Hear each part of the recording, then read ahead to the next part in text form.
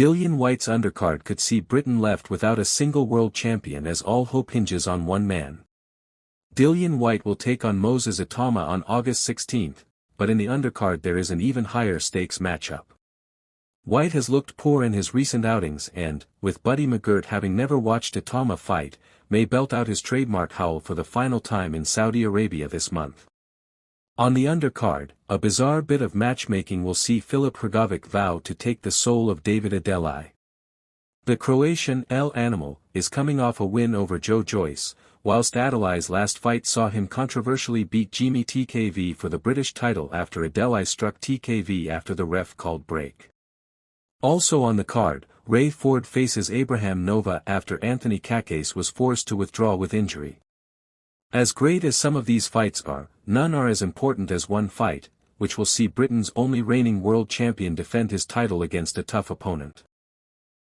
Nick the Wrecking Ball, the ferocious Liverpudlian featherweight, is the last defense against a dark period for British boxing. With Chris Billam-Smith losing his world title to Gilberto Ramirez late last year, Tyson Fury losing his belts to Alexander Usyk, and Daniel Dubois also being beaten by Usyk very recently, Britain has been left with just one world champion. Ball came close to claiming the title when he faced Ray Vargas in March 2024, but after 12 rounds was awarded a split decision draw.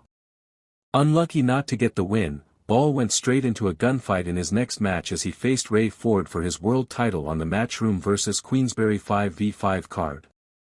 Ball just about edged a win over Ford, becoming the world champion. 22-0-1 Ball is set to face 20-0 Sam Goodman, an Aussie who was scheduled to face Naoya Inoue, but withdrew with injury. If Ball wins, a fight between Ball and Inoue may be ever closer, and Britain could have its final belt stolen by the Monster.